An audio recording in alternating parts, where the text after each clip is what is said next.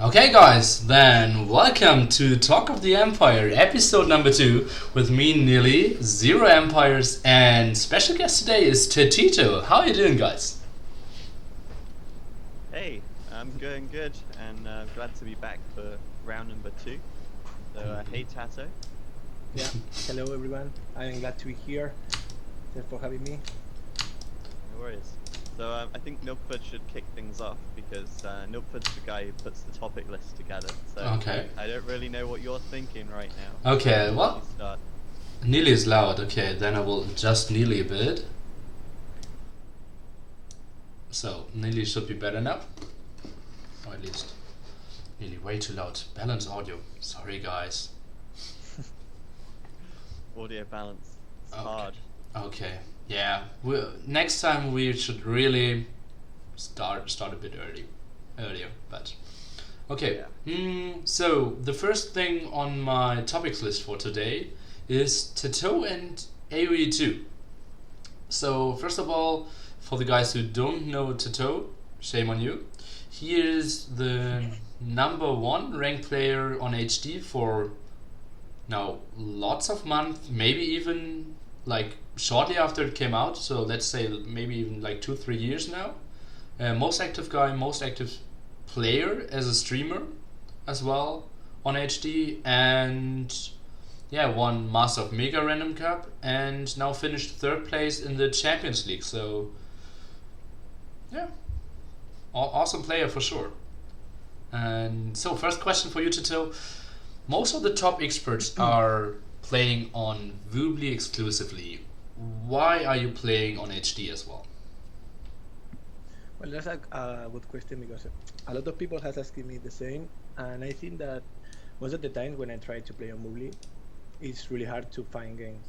Even probably the only times that I can play 1 versus 1 was because NBL was hosting or something like that. So I always try to check if there is someone playing. Because on Bully I prefer to play 1v1 over team game. And like if I host in HD, I find a game in 5 minutes or even less.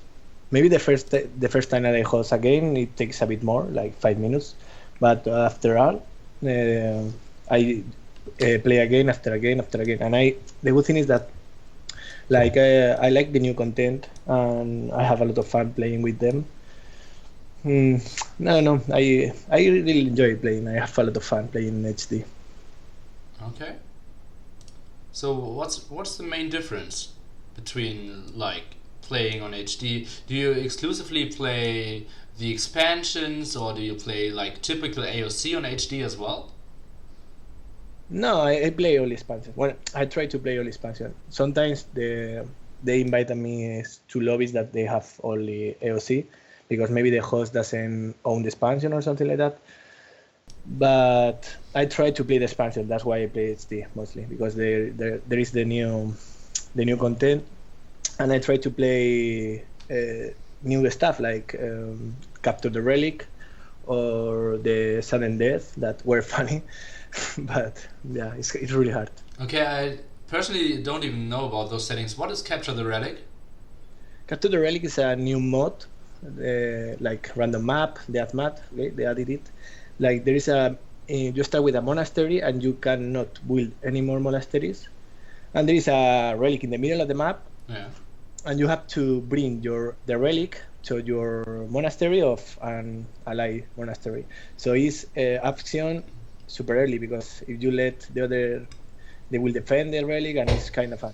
And also they added some maps for this one. So there are maps like super crazy, and it takes a lot of time to get to the relic. Yeah. Okay. So And the other mod, yes. yeah, I see. The other mod is Sudden Death, that is a super crazy mod because you cannot build more town centers, and if you lose your town center, it's like Regicide but with the town center instead of the king. Ah, okay. So Sweet. Yeah. So I play games that petards are super strong, no? yeah. And show tells as well. Yeah. Hate those things. But yeah, and then there's yeah, I think that's it. But there's the thing with sudden death that you said you can't build another town center, so it makes it interesting because everyone's on one TC the whole time. It takes longer to build up your economy, but then there's a lot more action with military as well. So, what are your sort of favorite new civs? You say that you like to play the expansions. Now we've got like the African Kingdoms, Forgotten, and now the new civs from Rise of the Rajas. Which are your favorites out of those? From all the expansions, you mean? Yeah, Or from the all new? of them. Oof, that's really hard. I don't know. I think that the African Kingdoms civilization, they were a bit overpowered when they realized the expansion. Like Malians is super strong.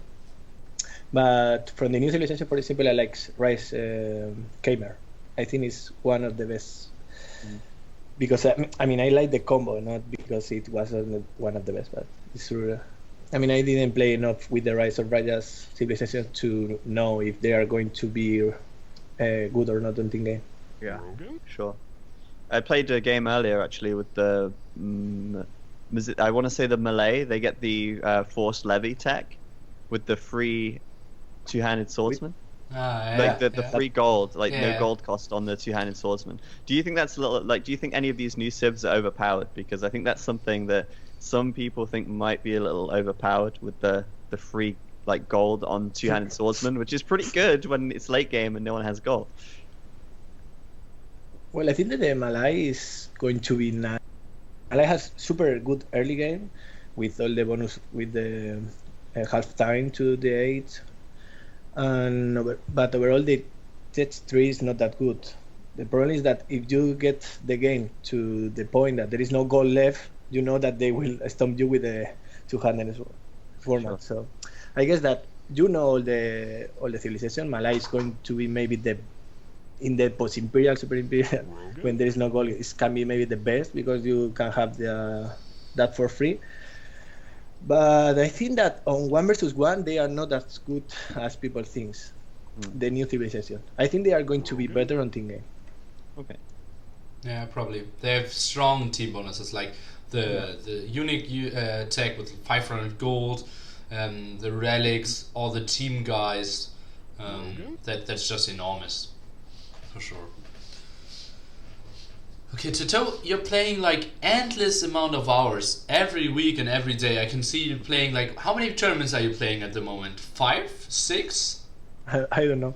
It was Masters of Arabia 2v2, it was Champions League, it was Rise of Rajas, it's Deathmatch Rising Star, it's Deathmatch Legacy Cup. Yeah. That's a 5. And the Christmas Masters tournament as well, which is coming up. Yeah, that's true. Yeah, against Viper. Best of 15 as well. Yeah. It's gonna be hard. Yeah. So like 6 different tournaments at least in this month that you're participating. What gives you the motivation? Are you loving this game so much? Yeah, I like to play different setting because if you play the same all the time, it's super boring. I mean, I don't see me playing. If I will stay playing one only setting, I think I will not play OC and I will get boring for sure. So I guess the fact that have way different tournaments, for example, Master of Arabia. I really play Arabia in the Master of Arabia. DM. I was a lot time since I played DM. The last time I played DM, so yeah, I decided to join the tournament. I wasn't join the 2v2 because I didn't have a teammate, but Tabudnas, it's a Spanish guy, found me in HD and he asked me for it. So I said, yeah, okay, let's play it. Just for fun. Yeah, he's surprisingly good for an HD guy. Yeah. I was surprised when I saw him play. Well, he's solid. I think you might get top 8 in this tournament, which already guarantees you $50 or something. Yeah, no. I to be honest, I didn't see even the bracket, so okay. I just play. Like he says, oh, you have to schedule with his team, and I go and ask him. So. Okay, then I would say let's jump into topic number 2. Well, I was actually gonna just real quick. I didn't know when you were going to finish with that one. So I was just gonna say, obviously you're playing a lot of tournaments right now, and we said like 6, I think. You obviously enjoyed the game, but how do you feel like as a player? Did these tournaments help you to improve as a player, or do you think that to improve personally you need to play more like 1v1 or something like that? I will say that I'm not improving because I don't focus on it. I mean, if you want to improve, you have to focus on it and play a lot of games, analyze all the games. And in this case, most of the tournaments I'm playing right now is just for fun. Okay. That's good, though. I think that's a good thing. Yeah, I I mean, think if you so aren't as well. having fun at the end, what's the point in the end? So, Yeah. I think, with all of the tournaments that are going on, all the different settings, with Clash of the Hippo, there's so many different tournaments using different things now that I think it makes it very entertaining. Yeah, and exactly. it's absolutely needed, I believe. Like, although I was really hyped for Masters of Arabia, the 1v1 tournament. It was so the standard settings, but I felt like we didn't have such a big tournament with those standard settings for such a long time that I actually got super excited for the settings that I have seen, like, don't want to over-exaggerate, but maybe 2,000 records of, and I still enjoyed most records watching them. So, yeah.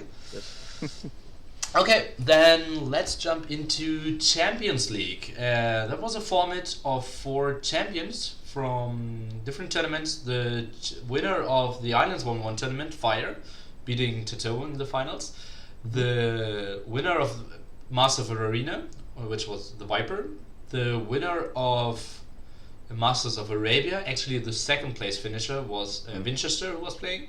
And the Masters of Mega Random, TaToH. The group stage ended, and now we have the final 2 player, Fire and the Viper, playing. They were scheduled to play today, but some conflicts with Fire and Togao and Nikov and Miguel, so they will play the 2v2 Masters of Arabia today, and the finals will be, I think, in like 1 week, 28th or something. I heard that, but don't... Yeah, I think it's after Christmas now. Yeah.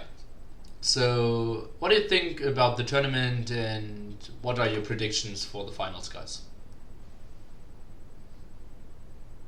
Anyone? Okay, then start with Zach. Okay. All right. Well, I mean, we saw Viper just last weekend in Battle for Angkor, and he was finishing. I don't know if I should probably just say that. I was thinking maybe I shouldn't spoil, but pretty much everyone's seen it now. He finished first, obviously, and Fire was knocked out in like the first round. So it was a brutal tournament, but I mean, I genuinely think that Viper should have it, to be honest. Time will tell, but I mean, he's just looking unstoppable as always. But he lost, like in the group stage, Fire beat him 3-1.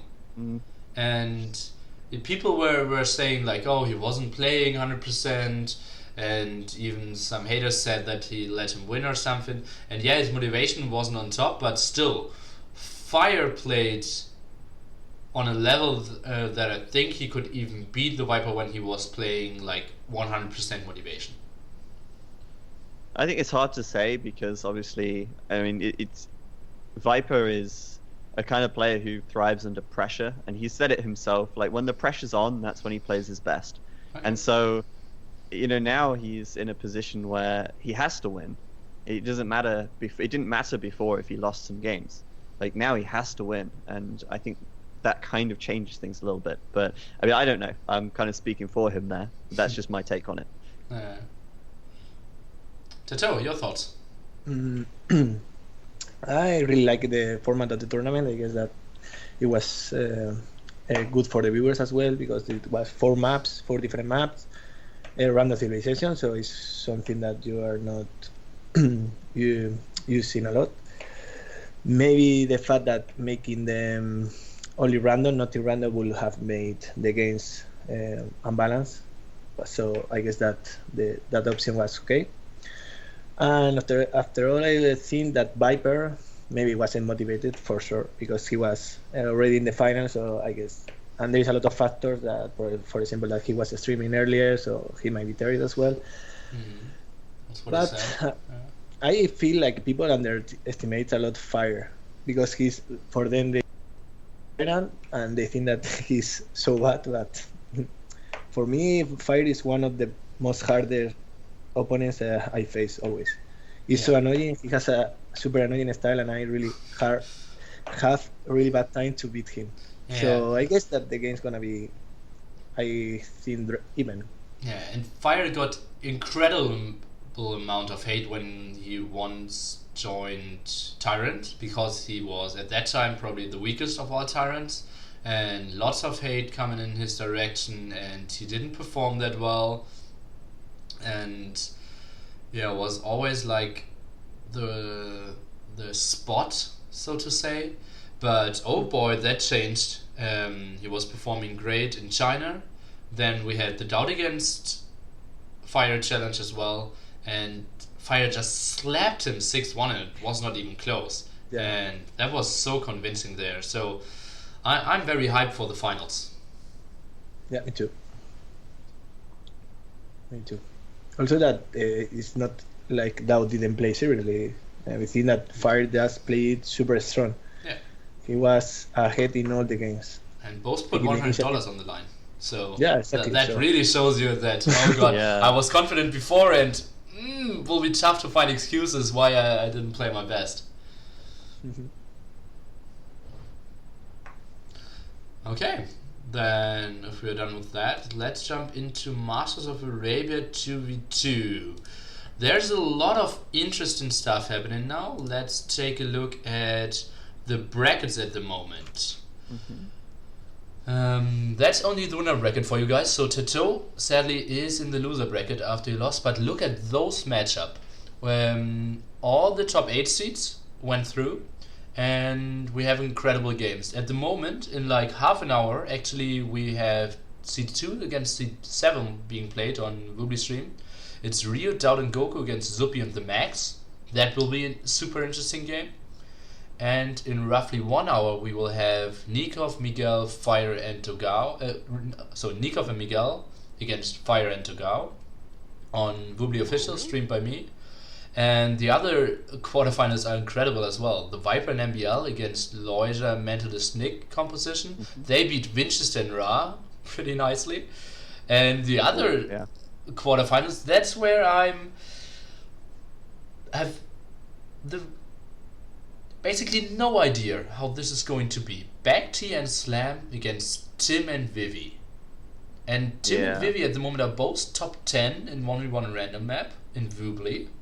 Back-T and Slam are incredible as well, but not sure about the team play. And poof, that's 4 incredible winner bracket matches there. Guys, any thoughts? I think TaToH should go first. Okay. I think that this tournament is gonna have really good games. We see that in the second round already we have nice matchups. So I guess from now onwards it's gonna be insane. I look forward for all the games. Also because the Chinese, like you said, Tin and Bibi, they are super strong on Arabia. It's his home map always. So I will say that they will have over advantage overall in the bottom bracket, and in the top bracket I will go for Viper and MBL as well. But looking close to Nikov and Miguel. Let's see how they perform. It's true that Nikov is at the highest rating right now, but he's super aggressive, and in 2v2 you need a really good team play to make it happen. And Miguel doesn't get the most of respect of the other top experts. You remember the interview I did with Fire when I asked him who are the top 3 non-SY, non-Tyrant players, and I offered to the answer Miguel to him, and everyone was laughing their asses off, like, oh lol, Miguel. So yeah, not really sure how they will perform. I think Miguel at the moment is number 1 in random map team game rating, but I think that doesn't count too much because it's often like set teams against random teams and such. Yeah. I kind of expect Fire and Togao to take that, to be honest. Ooh. But yeah, I think that would be good from them. But then, I mean, we obviously still have 1 match to go in round 2, which is in the lower bracket, Leary and Hart versus Melkor and Fëanor. Before we get into the completion of round 3, the completion of round 2.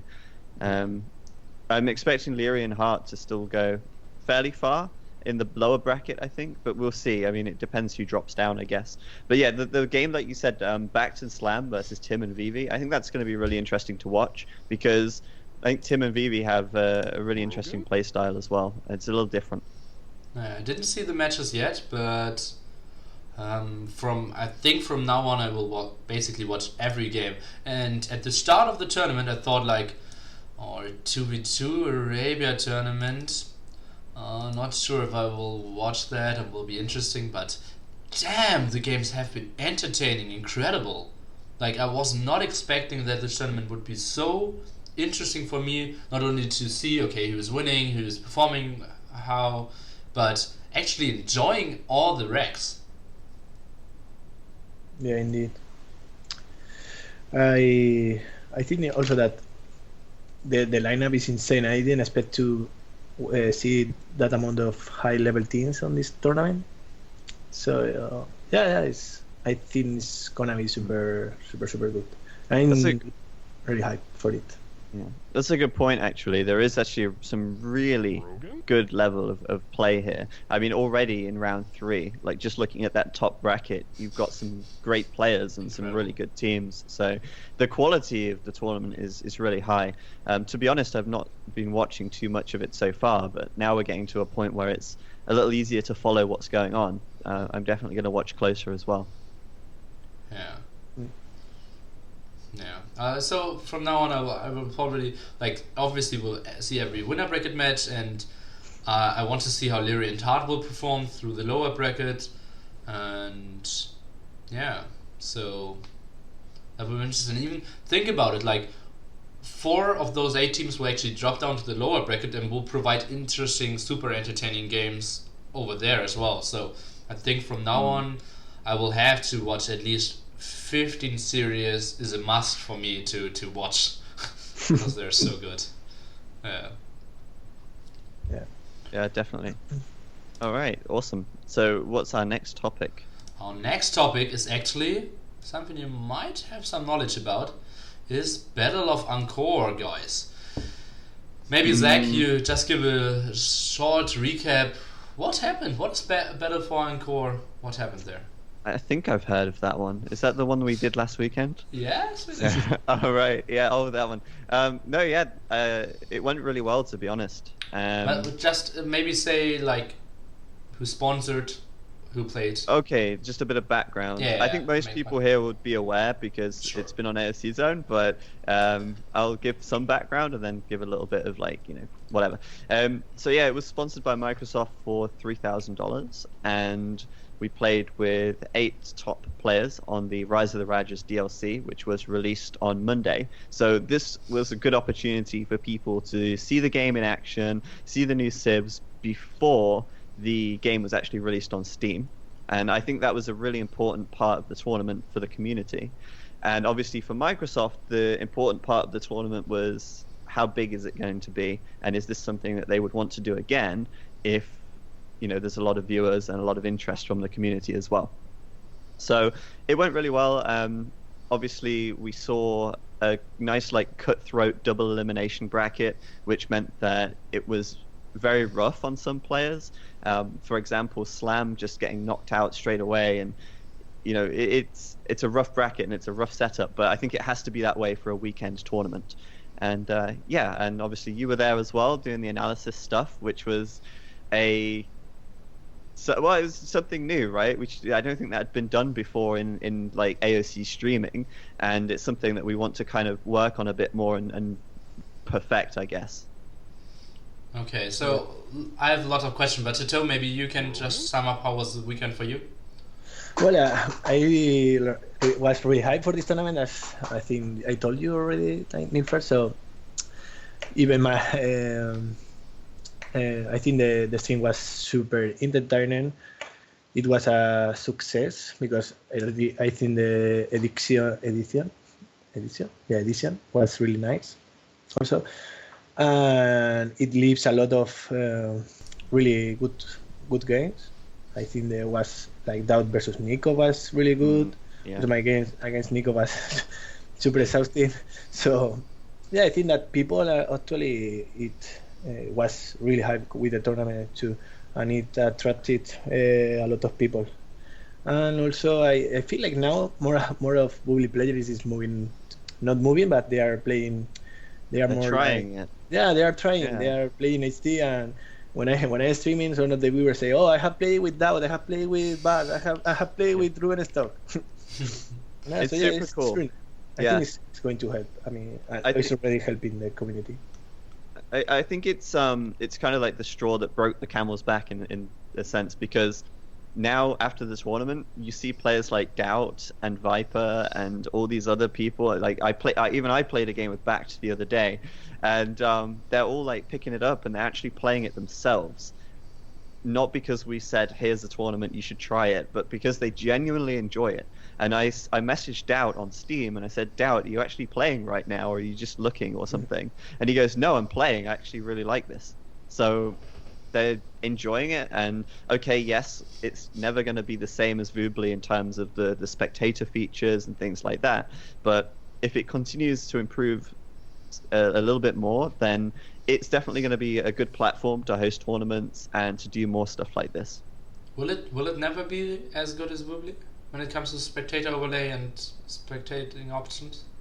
I mean, I don't know what's possible. I don't know if it's possible to make some kind of third-party spectator overlay or something. I really hope that there is a way to do it, and I hope that we can see more improvements for that sort of stuff in the future. Maybe they can put it into the game, but I mean, realistically, if it's taken them 3 years to get the game to where it is today, which is like, playable, then I think it's going to be hard to see much more. But I mean, who knows? They might surprise us. I'm always hopeful, I guess. Yeah. Okay, so then first question for Battle for Angkor. Best of 1. Everyone said it felt pretty brutal. What do you think about single elimination best of 5? All the quarterfinals on Saturday, semifinals and finals on Sunday. As in like a future format for a weekend event. For example, or maybe just like looking back, would this have been better for this last event? Okay, well, I mean, personally, in my opinion, I'm a big fan of the double elimination bracket, because it's like, it keeps it fast paced, but because it's best of 1, you can still have another chance. I feel like with best of 1, you can get screwed. Like, you get a bad map or you get a little bit unlucky, and you can have a hard time. And anything can happen in a best of 1. But when you have 2 best of 1s before you're eliminated, I don't know, maybe it's a little better. Well, but ask Slam or Fire, they played 2 maps. If it would have been best of 5, they would have needed to have 3 times a bad map or bad luck or something to go out of the tournament. But then as well, I mean, there is the case of time. How many games is the format that you proposed versus how many we had at the weekend? Well, that's what I said, like single elimination. Yeah, you just have 4 games scheduled, like that would have been an option. That's what I did in my tournaments, and I think like loser bracket is nice for the players, but we're mainly aiming for viewers. And isn't it an option to go for, like, I like the spirit behind single elimination, like, god damn, you can't lose a single game, and if you lose it, you're out of the tournament, and one Microsoft tournament every 14 years, chance gone. Well, I mean, to be honest, there's a case to be made as well that in double elimination, you see more matchups as well. In single elimination, if you're eliminated, you're out. In double elimination, you're going to face another opponent and a different opponent.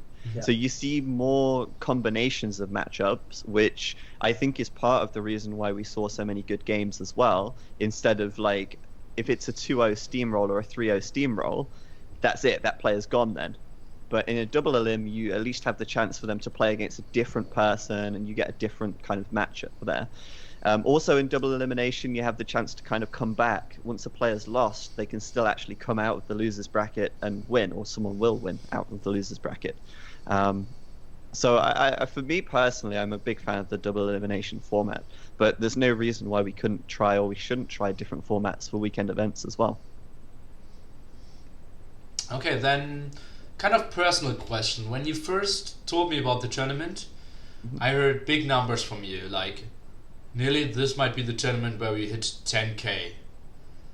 Now we had like 6.1k after host, and maybe like independent we were like a bit higher than 4k or something like that. It was 5 on the second day. Like Okay. Yeah, and the thing is, like, with the second day, the viewer numbers were steadily rising. I actually have like all the stats and stuff, and I prepared a presentation for Microsoft with all the numbers. The second day stream was shorter than we thought, and had it gone longer, I think it would have got back to 6k.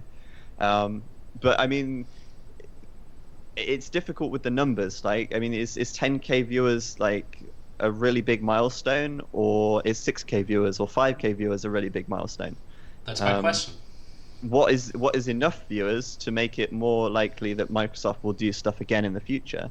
And personally, I think 5k is more than enough, and I think we will see more from them as well. Sweet. So it seems like you're still in contact with them. How is it going? Can you talk about anything?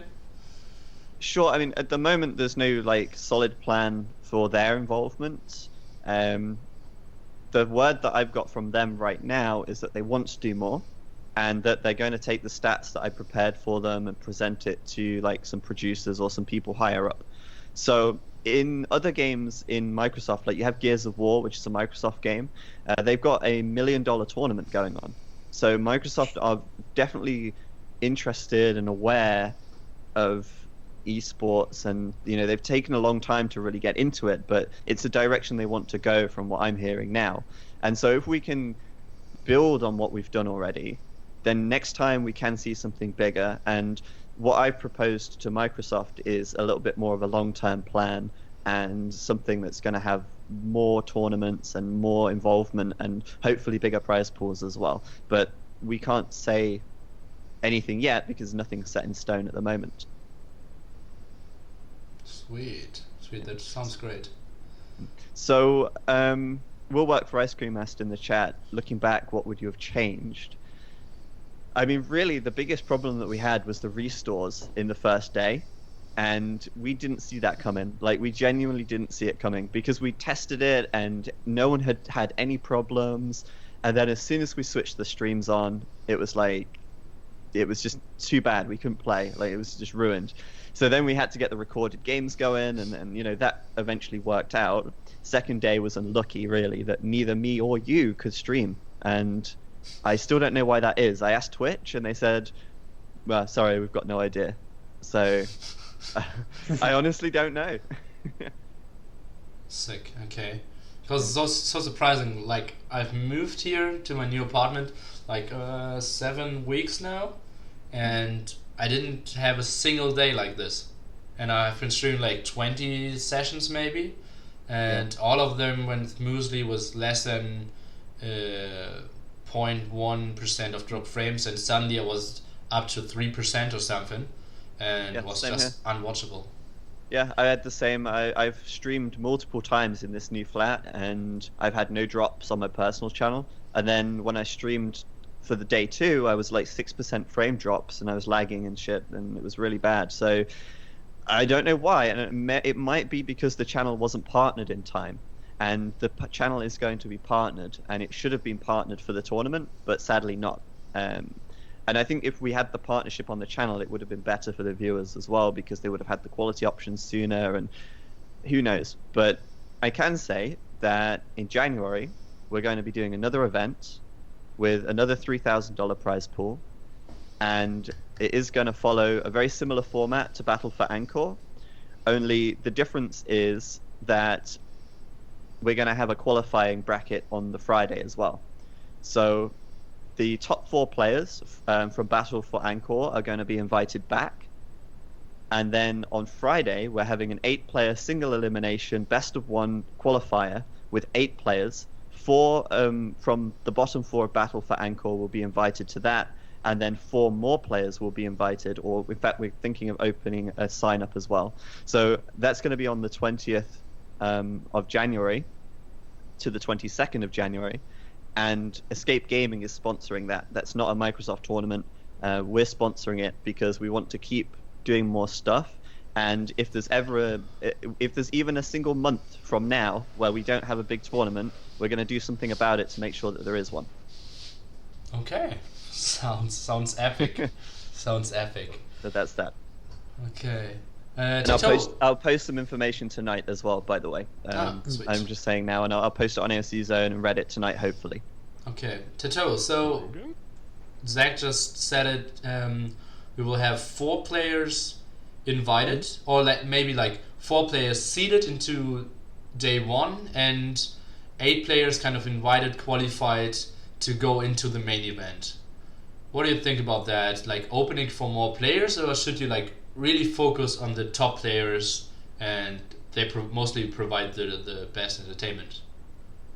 No, I think the synap can be nice to have a limit for the highest rating on Bully or maybe even on HD, so it makes the people train for it. The 32 highest rating on HD or Bully to can synap or something like that. Yeah, it could be fine. So at least they will force them to play they will have to buy the expansion and they will be forced to play. Which is good for you. You're happy with that. You're happy with that. Sitting on 2.9K on HD. Yeah. I have a secure place, I think. Yeah, that's true. So, yeah, TaToH, 3K tournament now seems like every 5 weeks or every month.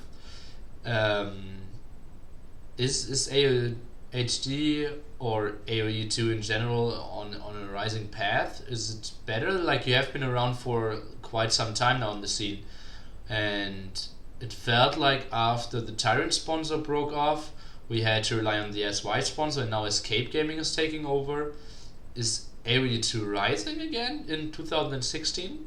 What do you see?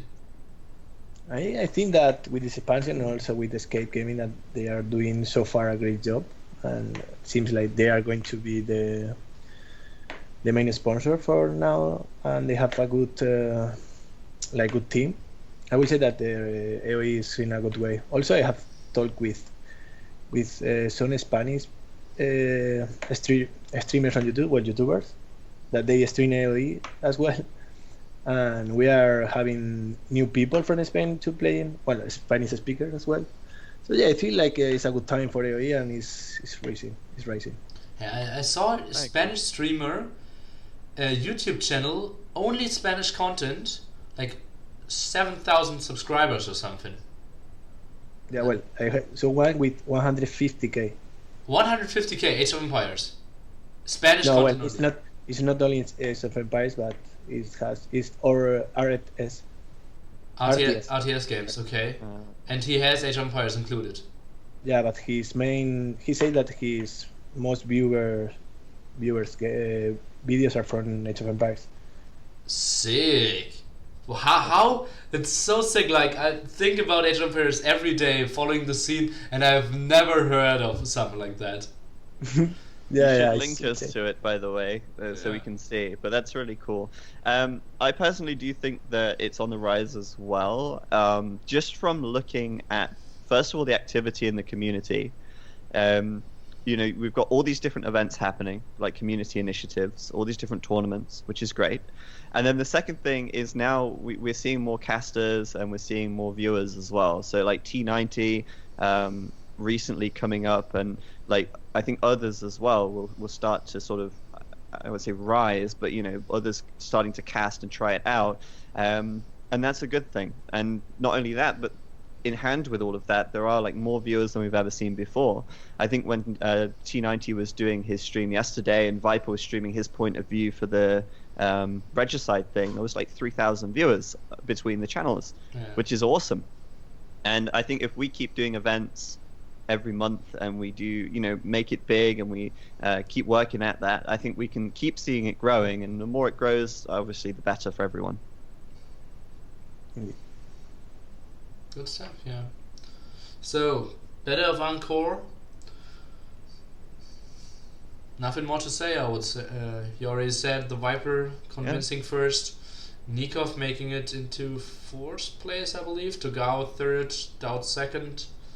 Yeah. And then the Escape Gaming Masters, which is going to be next month, which I will announce properly tonight, hopefully. And that's going to have some different settings, different civs. So similar format, but different games, and it should be really awesome. We're going to hopefully, I mean, we'll see what happens, but hopefully hit the same sort of viewers again. And if we do that, I'm going to be really happy, and hopefully we can grow it more for next time in February. Who knows? I personally think it will be tough, because now that's the first hype, like new expansion, everyone jumping on it, Microsoft tournament, and now it feels like a tournament. Like the keywords are missing for me. So I think we will have like a solid 2-3K watching constantly, but like those randoms, like, damn, Microsoft sponsoring Age of Empires, I have to tune in. Yeah. Maybe, but I mean, at the same time, I can probably get it front page on Twitch again. Microsoft will probably promote it because it would be on HD, so even though they're not sponsoring it, the promotion should still be there. And I think one of the things we could have done better last time was the promotion.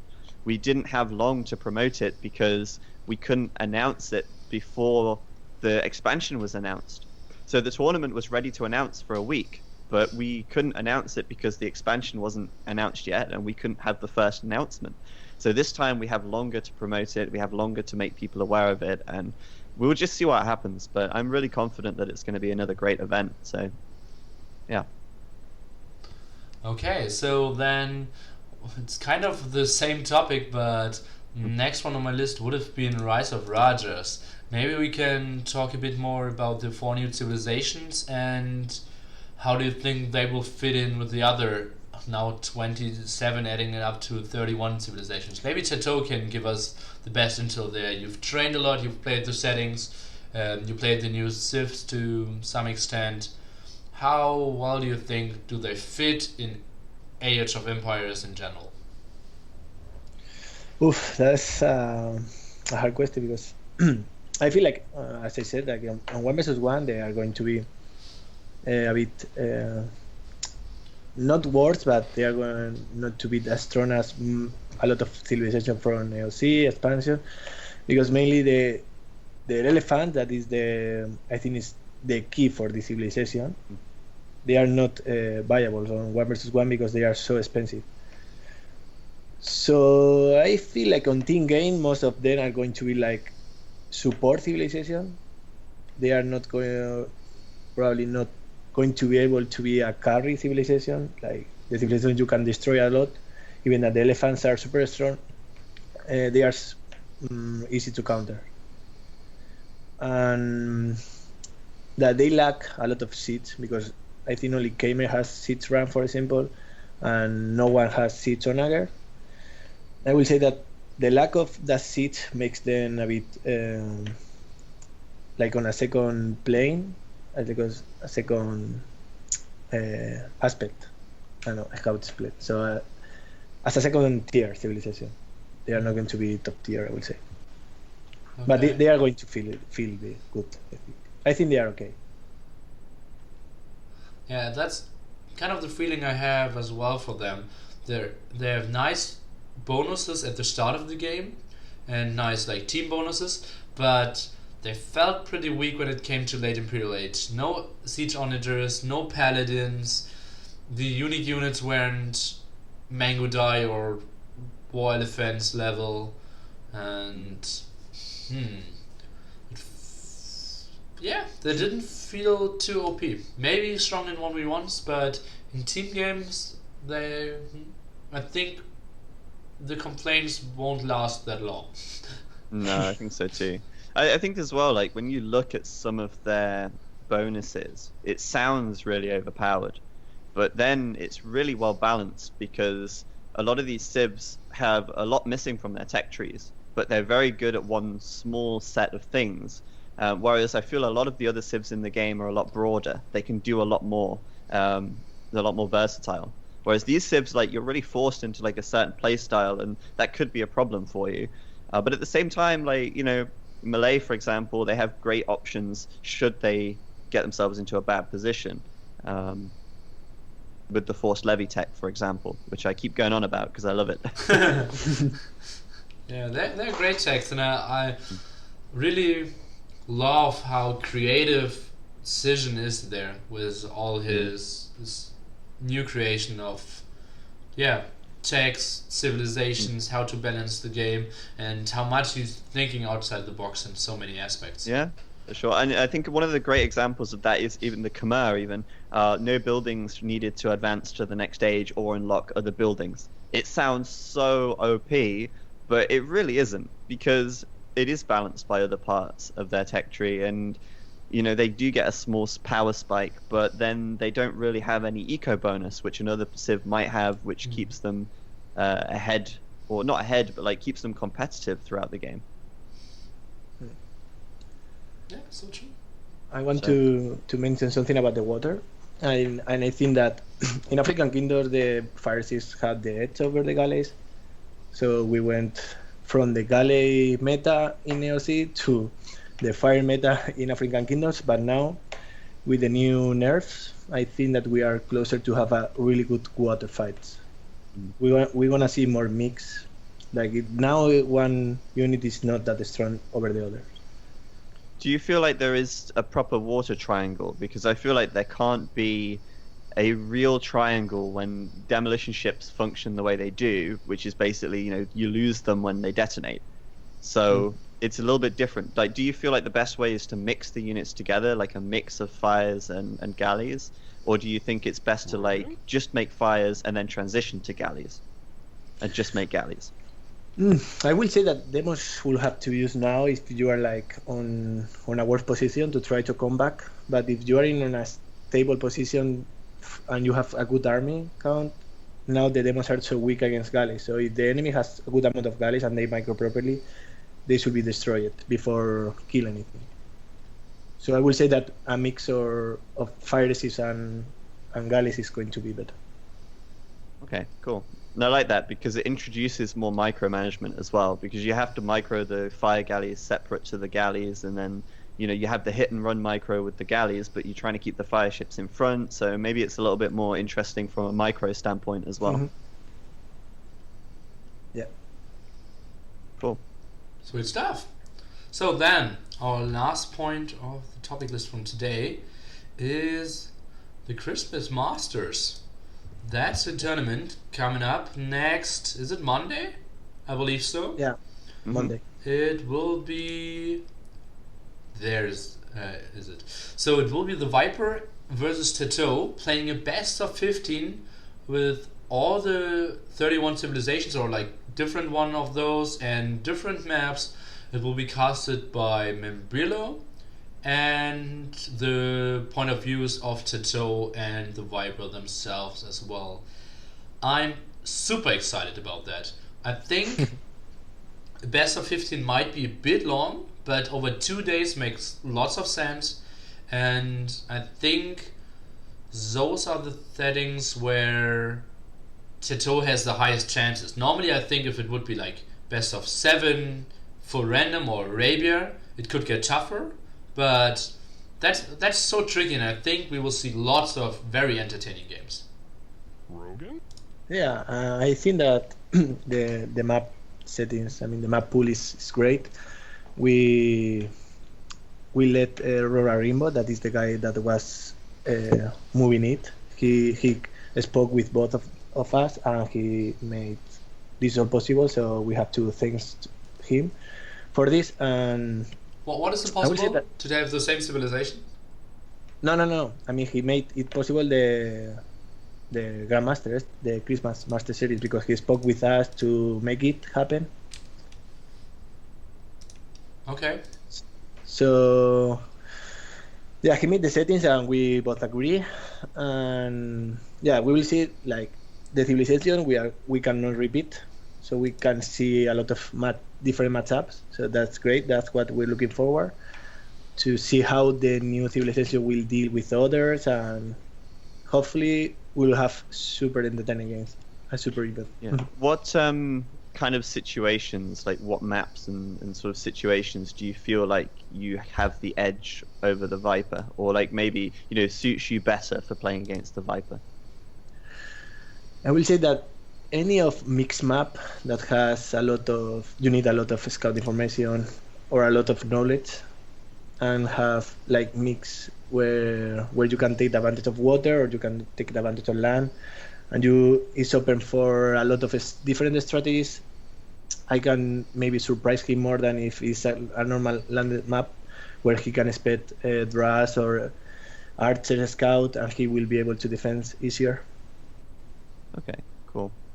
Yeah, I think that makes a lot of sense. I mean, you've got more experience with the expansions, and so I guess you've got more of a feel for the game as it is, because there's not just the changes with the new civs, but there's also the changes to the old civs and like the general balance as well, right? Mm-hmm. Yeah. Also the new crown. So yeah, it has changed a bit some civilization. And I hope he was training the other day with Dao, so I guess he's preparing for it. And I'm excited that he has to train with Dao.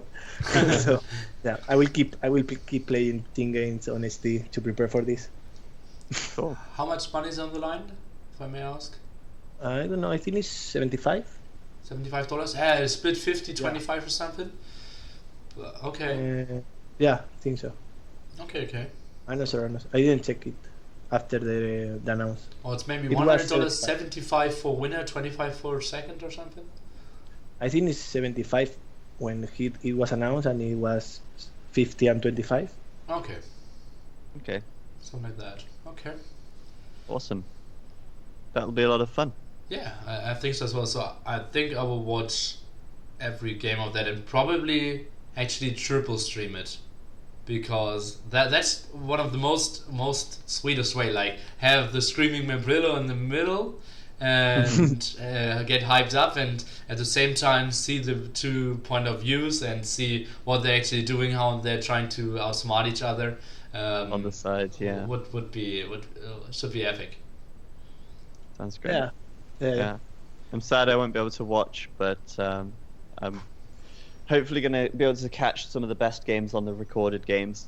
Hopefully they'll be posted, and with any luck they won't be crashed or something.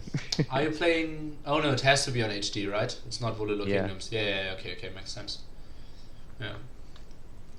Okay, then anything else you wanted to mention?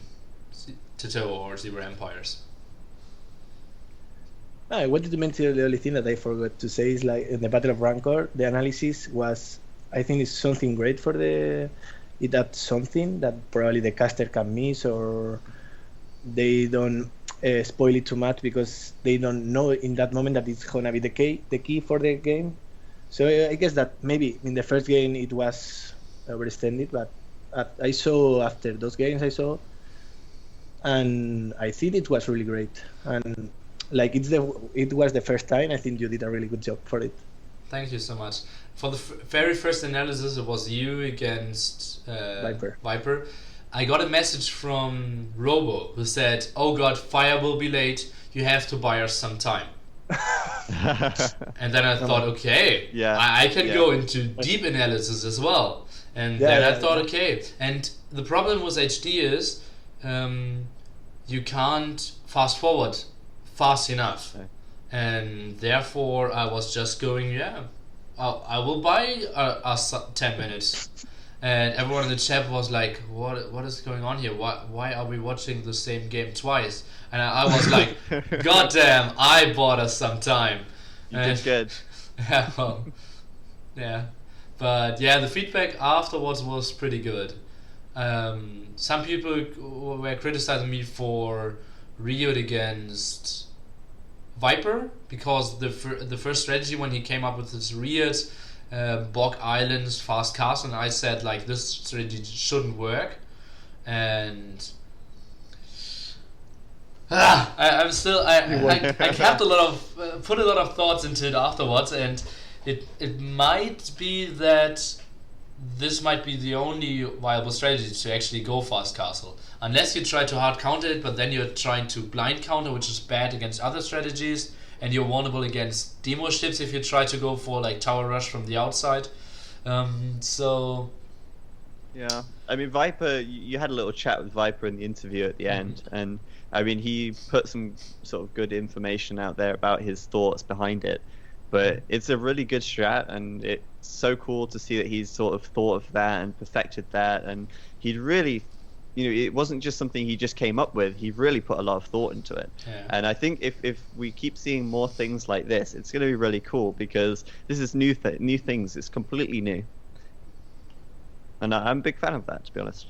Yeah, and I think we need to work better on like how to implement the analysis. I might even consider doing, like, when we got the records, to watch the games on my own, already write something down, and then watch the stream with you simultaneously. Like when we had the games for day 2, for example, I could have watched all the games in the night, which is tough because it's like 2.2 speed or something, so it isn't really fast. So for an hour game, I really need to invest like 30 minutes and then try to do the analysis already prepared after watching your stream.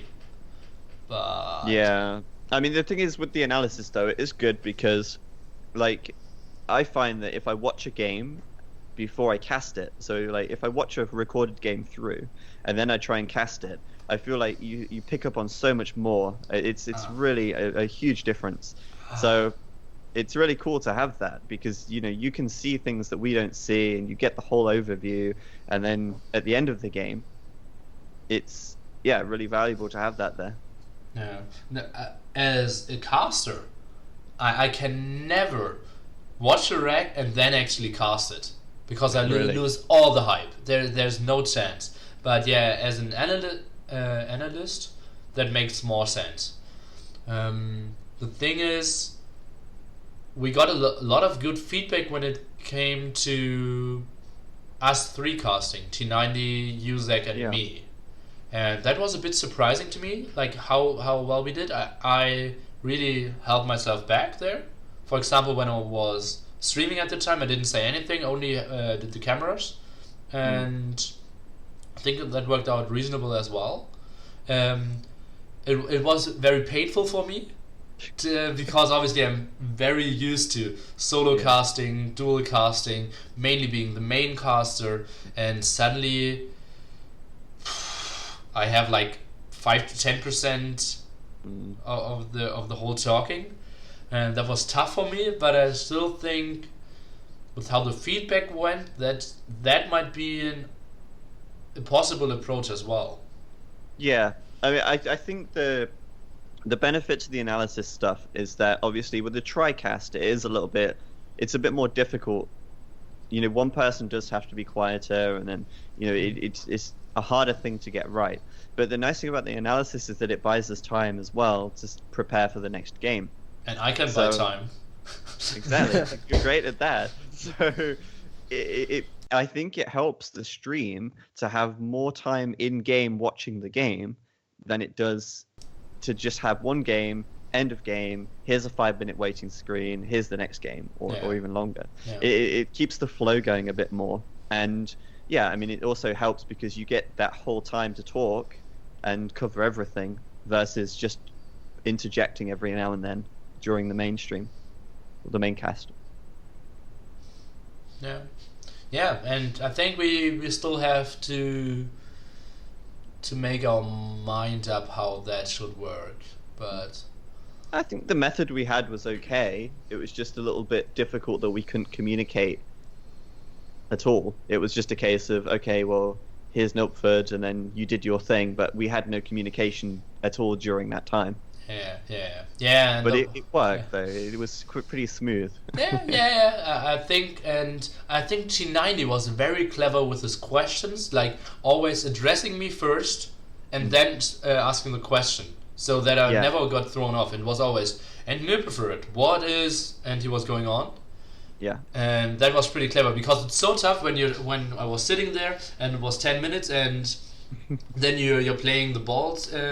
Oh no, I shouldn't say that. Like playing with the balls. Like you handed it over so well for you in between your T90 and yourself, and then suddenly I had like, oh, shouldn't he go for a flash? Nearly, and I was like, yeah, he should have, but yeah. But I think the thing is with a dual cast, it's okay. So with a single solo cast, you just talk all the time. With a dual cast, you say a sentence and then you sort of pause and you let the other person take over, or you lead the conversation somewhere, and they pick it up, they carry on, and then they take this conversation somewhere else, and then it just goes back and forth. In a TriCast, you have to pass it to someone else. You have to pass the ball to someone else. You can't just pause and not say anything after you've finished a thought, because the next person, they don't know who the next person should be, so then two people talk at once.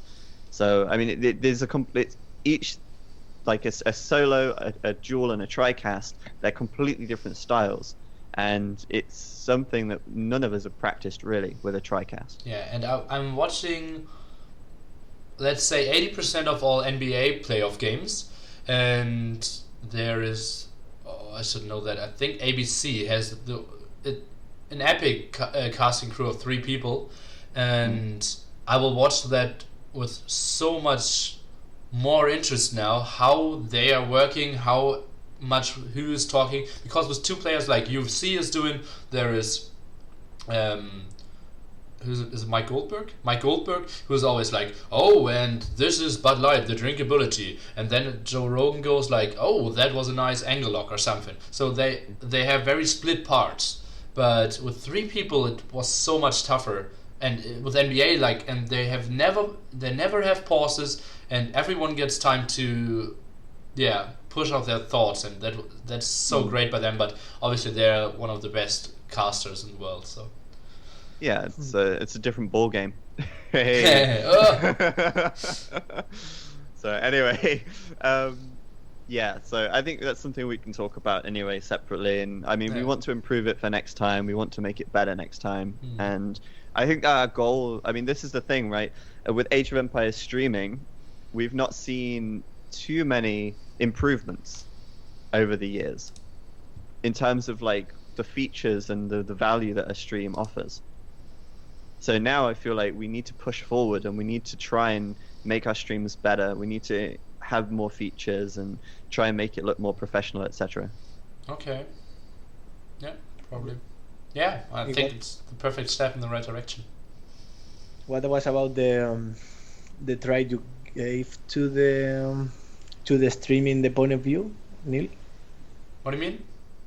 When you try to stream the point of view of Viper, what were your thoughts on it? I personally loved it, and some people were like hard fanboys, but those are the AOC nerds. But like the casual viewer couldn't really understand what was going on, because just to tell you guys, Viper was playing one of my tournaments, and he was streaming it, and I was streaming his point of view and was casting his point of view, and then I was saying like, oh, he just did that to accomplish that, and here it was very like insightful, I believe, but for people who actually wanted to see the game, it wasn't moving around too much, isn't it? Yeah, it's moving around a lot. You only see one point of view, and I'm not talking about like the most entertaining things. And for example, if you're playing, you just, for big fights, patrol in your army and go back to your eco and manage things there. So I couldn't even cast the fights properly. And so something that I would actually like to do in the future streams is to have a split screen where, you know, at the start of the game, you could show both TCs on the screen at the same time, one player on the left, one player on the right. And I would like to try and get instant replays as well. So if there's a good mangonel shot, I want to be able to see that mangonel shot or that like little fight again just 10 seconds later. And I'm going to figure out how to make that possible. So that's going to be a challenge, but something that's really cool. And one of the new things that we did this time around was we had tournament admins, right? Robo and T West, and they were updating stuff on my screen, on my OBS, without me needing to do it. So it was allowing me to focus and do other things as well, which I wouldn't have been able to do if they weren't doing that. So it's all about finding out new ways to do this kind of stuff, and it's getting quite technical now, but yeah, there's always room for improvement. Yeah, that's gonna be something great. Having replays. Okay, guys, then I think we hit every topic we wanted to for today. And I will hand you over to other streams now. We have Doubt and who's Doubt playing with? Goku? And is it Rio? Doubt and Rio. This is Doubt and Rio playing against it's the Max and it's- Zuppy? It's Yeah. Doubt and Goku versus Max and Zuppy. Oh, okay. That's happening on Mam's channel at the moment and on Woobly stream. And in roughly 15 minutes, we will have on Woobly official casted by me Fire and Dogao against Nikov and Miguel. Those games should be sick as well. So, last word for you, TaToH. What? Do you have any last words, any shout outs? That's words. I didn't. I should have done like TaToH. Last words for you. I explained it how well T90 did it, and I did it wrong. But yeah, that's how you learn. No, I think I have said all I want. But I want to thank you and ZeroEmpires for having me here. It was fun, even my English limitation. But yeah, it was great. I have good moments here. I enjoyed having you here as well. And yeah, Zach, Talk of the Empire, episode number 2 in the books. Yeah, good stuff. And well, I'll let you organize episode 3. For those people watching, Milford does all the episode planning and everything. I just kind of roll up and chat for a bit. And yeah, as a Kinza said in the chat, let's make AoE great again. Why not? Sweet. Not really sure how much content I will deliver in the upcoming days, because actually I'm going to get braces and will remove 4 of my teeth. So Oh wow, that sounds. not sure how well I can talk, and it's kind of possible that I will have a harsh lisp after that. So let's see how that will go. But for now, And now to Milford for some analysis, The- and the- it's just the- like, hello guys, the- how are you? das war so great play. That's dann bald so weiter. That was some great Age of Empires. Okay. Back to you, ZeroEmpires. Okay. Anyway.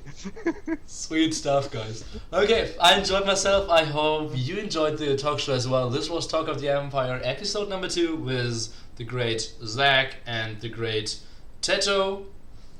Time to wave and call it a day. Thanks for everything, Bye-bye. guys.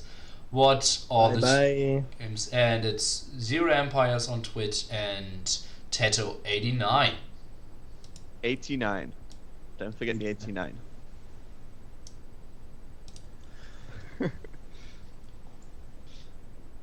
I realized I pointed the wrong way.